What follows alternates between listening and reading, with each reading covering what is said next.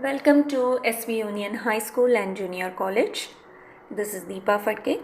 Let's continue Standard 10th English 2.2 lesson, the three questions. Let's begin with the next paragraph. 1 hour passed and another. The sun began to sink behind the trees, and the king at last struck the spade into the ground and said, I came to you, wise one, for an answer to my questions. If you give me none, please say so. I will go home. Here comes someone running, said the hermit. Let us see who it is. The king turned round and saw a bearded man come running out of the forest. Slowly, the day ended, and it was almost sunset when the king told the hermit that the purpose of his visit was to get those answers to his three questions, and if the hermit didn't have those answers, he would leave. However, exactly at that moment, someone came running towards them from behind, and the hermit suggested that the king should see who it was. Next paragraph. The man held his hands pressed against his stomach, and blood was flowing from under them. When he reached the king, he fainted and fell to the ground, moaning feebly. The king and the hermit unfastened the man's clothing. There was a large wound in his stomach. The king washed it as well as he could and bandaged it with his handkerchief and a towel and hermit had. But the blood would not stop flowing, and the king again and again removed the bandage soaked with warm blood and washed and rebandaged the wound. When at last the blood stopped flowing, the man revived and asked for something to drink. The king brought some fresh water and gave it to him. So the king saw a man with a wound on his stomach and blood gushing out of it. The man reached the king and fainted, crying in pain. The king then tended to the man's wound and made sure that the bleeding stopped. When at last the blood stopped flowing, the man asked for something to drink. So finally the king brought him some fresh water and gave it to him. Next paragraph. Meanwhile, the sun had set and it had become cool. So the king, with the hermit's help, carried the wounded man into the hut. The man lay there quietly with his eyes closed. By now, the king was so tired after his walk and the work he had done that he lay down himself and also fell asleep. When he woke up in the morning, it took him some time to remember where he was and who was the strange bearded man lying by his side, gazing intently at him. Forgive me, said the bearded man in a weak voice, when he saw that the king was awake and was looking at him. I do not know you, and I have nothing to forgive you for, said the king. So, by then the sun had set, so they carried the man inside the hermit's house. Tired from the day's work, the king also lay down and fell asleep. In the morning, the king woke up to find the wounded man gazing at him. The man apologized to the king when he woke up and saw the man staring at him. The king told him that he had nothing to apologize for. Next paragraph. You do not know me, but I know you. I am that enemy of yours who swore to revenge himself on you because you executed his brother and seized his property. I knew you had gone alone to see the hermit, and I resolved to kill you on your way back. But the day passed and you did not return. So I came out of my ambush to find you. Your bodyguards recognized me and wounded me. I escaped from them but would have bled to death had you not dressed my wound. I wished to kill you, but you have saved my life. Now, if I live, if you wish it, I will serve you all my life." The king was very glad to have made peace with an enemy so easily and to have gained him for a friend.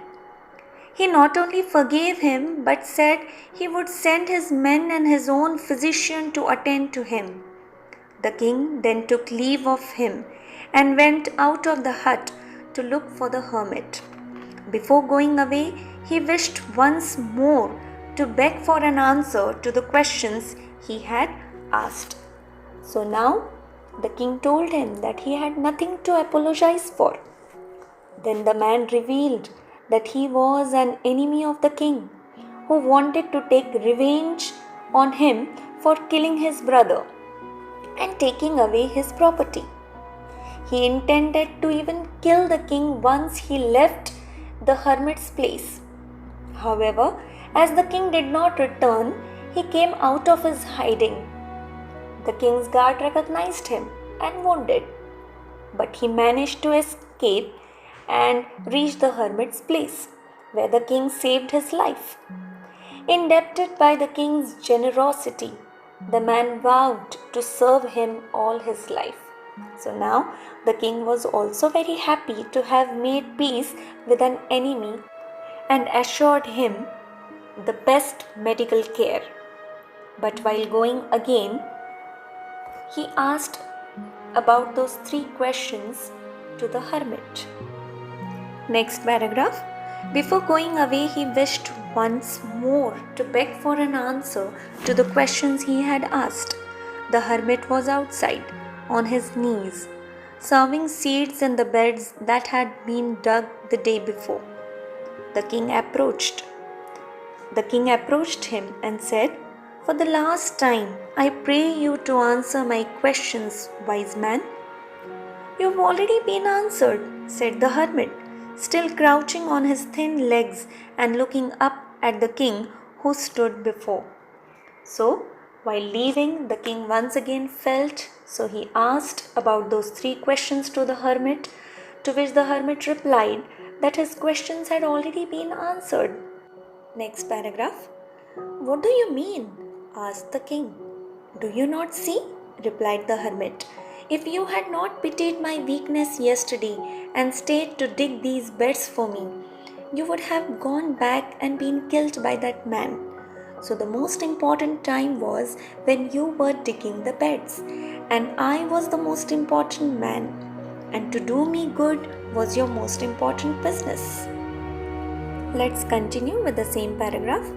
"Afterwards, the most important time was when you were attending to that man, for if you would have not bound his words,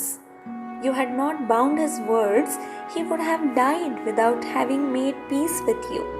So he was the most important man, and what you did for him was your most important business. Remember then, there's only one time, and that is important now. It is the most important time because it's the only time when we have any power. The most necessary person is the one with whom you are, for you do not know whether you will ever have dealings with anyone else. And the most important thing is to do this person good, because for that purpose alone were you sent into this life." So, when the hermit replied that his questions had already been answered, puzzled, the king asked him for an explanation. Then the hermit told the king that he had taken pity on the farmer's weakness and helped him.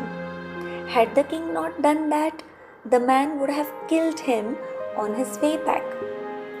So, the time that he was digging the beds was the best time to do it, and the hermit was the most important person, and to help him was the most important thing. Similarly, when the bearded man fainted, the best time to tend him to his wounds was then, because otherwise he would have died. And the most important person was the man, and the most important thing to do was to take care of him. Thus, the best time to do something is the present, because that is when one has any power. The person who is with one at that time becomes the most important person. And the most important undertaking is to do good for that person. This is called, for this purpose only you have been sent into this world. You have been given this life. You need to understand. So now finally, King understands everything. Rather, he understands the essence of life.